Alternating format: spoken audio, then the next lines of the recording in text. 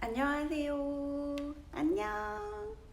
연희검은사예요. 오늘의 영상은 별건 아니고 레이저 시력 교정술을 받으러 안과를 가면은 정말 많은 검사들을 해요. 1시간 반에서 한 2시간 정도의 되게 많은 검사들을 하는데, 이게 그때는 검사를 했던 거에 대해서 분명히 들었는데 집에 오면은 대부분 까먹거든요. 그리고 상담사 선생님들이 나한테 맞는 수술 방법을 추천을 해주긴 하지만 왜 이거였지? 라고 기억이 안 날 때가 있을 거예요. 그래서 오늘은 어떻게 추천을 해드리고 있고, 수술 방법에 대해서, 그리고 눈 상태를 알 수 있는 방법에 대해서 좀 팁을 드리려고 영상을 찍게 되었습니다.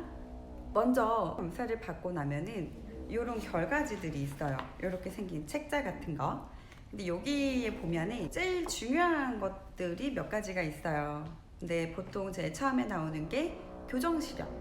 교정시력이라는 거는 내가 안경을 끼고 봤을 때 최대한 몇 가지 볼 수 있는지, 이게 교정시력인데 보통 대부분이 1.0 이상은 나올 거예요.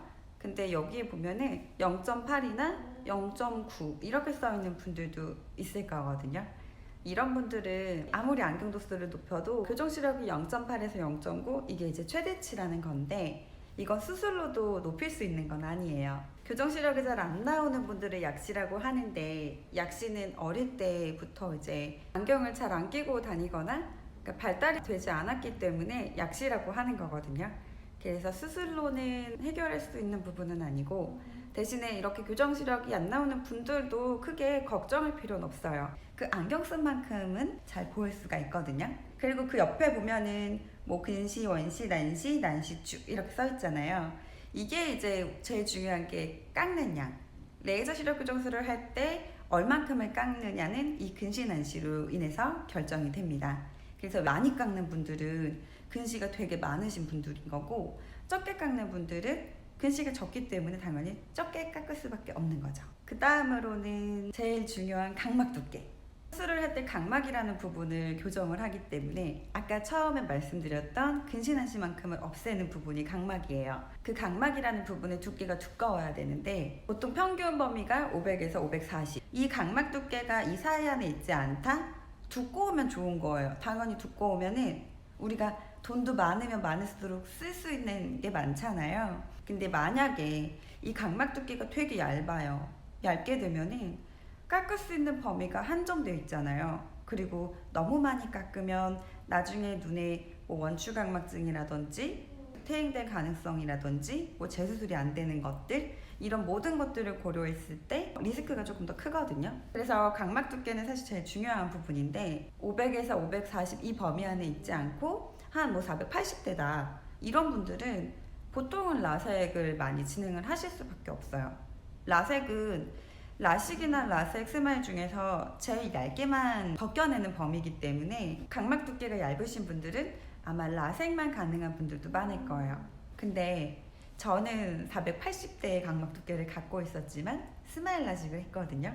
스마일 라식이 왜 가능했냐면 근시, 난시가 굉장히 적었어요. 1디옵터 정도였기 때문에 교정량이 굉장히 적었죠. 그래서 교정량이랑 각막 두께를 같이 보셔야 됩니다. 무조건 각막 두께가 두껍다고? 두꺼우면 사실 좋기는 하죠. 근데 각막 두께가 두껍긴 한데 교정량이 다른 사람들에 비해서 뭐 한 10배 이상을 깎는다? 그러면 또 스마일이 안 될 수도 있고 뭐 라식도 안 될 수도 있어요. 라섹도 안 될 수도 있어요. 그래서 각막 두께랑 근시, 난시가 얼만큼인지를 같이 봐줘야 됩니다. 이해됐나요? 보통 절상량을 써줘요. 내가 갖고 있는 각막 두께에서 절상량을 이제 빼면 남는 양이 있잖아요. 남는 양으로 재수술이 되냐 안 되냐가 결정이 되는 거죠. 근데 이 재수술에 대한 범위는 모든 병원마다 사실은 달라요. 그래도 대부분은 비슷할 거거든요. 근데 너무 많이 깎거나 너무 각막 두께가 평균에서도 얇다 싶으면은 재수술은 안 되는 가능성은 있어요. 그래서 이런 분들이 선택해야 되는 수술은 퇴행률이 적은 쪽으로 수술을 해야겠죠. 그리고 원시를 가지고 계신 분들이 있어요. 원시라는 거는 멀리는 잘 보이는데 가까이 보이지가 않는 거거든요. 그래서 이런 분들은 스마일 라식은 아예 못하세요. 그래서 수술 방법을 이제 알아보실 때 라식이나 라섹 쪽으로 알아보시는 게 좋습니다. 그 다음에 또 아마 야간 동공 크기가 써 있을 거예요. 야간 동공 크기란 애기 동자 있죠. 눈을 자세하게 들여다보면은 이렇게 큰 동그라미가 있고 그 안에 하나 더 있거든요. 그걸 애기 동자라고 하는데 그 동공 크기를 이렇게 쟀을 때 6.0에서 6.5mm가 정상 범위라고 하거든요. 근데 저는 8mm가 넘어요. 야간 빛번짐이라는 거는 밤에 달을 볼 때 또는 신호등을 볼 때 이렇게 막 퍼져 보이는 거를 야간 빛번짐이라고 하거든요.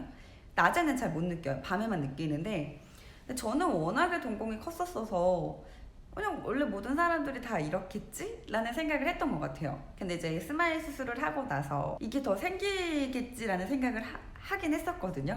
근데 제가 둔한 건지 아니면 원래 그런 걸 많이 느꼈었는지 모르겠는데 저는 그냥 비슷했던 것 같기는 해요. 정상 범위 안에 있는 분들은 그 야간 빛번짐을 잘 모르실 거거든요. 근데 저처럼 7mm 이상, 8mm 정도 되시는 분들은 아마 이 야간 빛번짐이 뭔지 아실 거예요. 야간 동공 크기가 크신 분들은 일반적으로 한 6.0, 6.5mm를 가지고 계신 분들보다는 야간 빛번짐을 더 많이 느끼실 거고 수술을 해도 마찬가지예요. 수술을 해도 평균보다는 훨씬 더 밤에 빛번짐을 많이 느끼실 겁니다. 당연히 그럼 수술할 때 고려해야 되는 건 최대한 빛번짐이 적은 쪽으로 수술하시는 게 좋겠죠. 그리고 눈물 분비량. 왜 이렇게 종이 같은 거 꼽잖아요. 아마 검사하면서 제일 아팠을 것 같거든요. 내 눈물을 다 뺏어가서 내가 눈물이 어느 정도 있는지 이제 체크를 하는 건데 건조증 테스트를 하면서 느낀 게 거의 대부분은 거의 다 건조하세요. 근데 이 건조증은 수술을 하면 더 많이 생길 수밖에 없어요. 나중에 시간이 지나서는 더 나아질 수 있겠지만 근데 초반에는 분명 건조증이 생길 수밖에 없거든요. 그래서 나는 건조증이 너무 걱정된다. 건조증 절대 있으면 안 된다. 그럼 수술을 하는 거는 추천하지 않아요. 왜냐? 건조증 때문에 더 불편할 수 있거든요, 초반에. 근데 그래도 나는 관리를 잘 하면서 안경을 당장 벗고 싶고 수술을 하고 싶다 하면은 건조증이 또 최소화되어 있는 수술을 하는 게 좋죠. 이제 수술을 하기 전에 검사 받으러 가서 어떤 검사들을 하는지도 중요하고 그리고 제일 중요한 거는 당연히 내가 내 상태를 제일 잘 알아야 된다라고 생각을 하거든요. 검안사 선생님이라든지 상담해 주시는 선생님이라든지 정말 설명을 잘 해주셨을 텐데 그때 듣고서는 사실 기억에 남지 않잖아요. 그래서 제가 이렇게 설명을 해드리는 거고 이게 또 영상으로 기록에 남으면 많은 분들이 또 보실 수 있으니까 도움이 되셨으면 좋겠고 정리를 좀 해보면 초고도근시나 고도근시이신 분들 각막 두께가 평균에서 조금 더 얇다. 라섹이나 이제 렌즈 삽입술을 추천하고 있고요. 그리고 모든 범위 안에 다 평균을 유지하고 계신 분이다?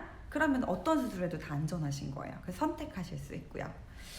요즘 시국이 좀 그렇죠. 좀 많이 우울하기도 하고 힘들기도 한 상태인데 저는 그렇거든요. 저는 요즘에 날이 너무 좋아가지고 이제 봄이잖아요. 그래서 막 나가서 놀고 싶기도 하고 한데 이럴 때일수록 더 많이 조심을 해야 될 것 같아요. 그래서 저도 잘 참고 있을 테니까 여러분들도 잘 참고 또 우리나라 그리고 전 세계적으로 나쁜 것들이 좀 없어져서 진짜 모두에게 이제 봄이 찾아왔으면 좋겠고 걱정거리도 없었으면 좋겠고 궁금한 거 있으면 언제든지 여기 밑에다가 댓글 달아주시고요. 아마 다음 영상은 라식 스마일에 대해서 설명해드리는 영상이 될 것 같아요.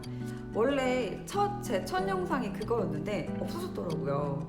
다시 잘 만들어서 이제 조만간에 영상 업데이트 할 테니까 많이 봐주시고요. 우리는 그럼 다음에 영상에서 만나도록 해요. 힘내요, 여러분. 안녕.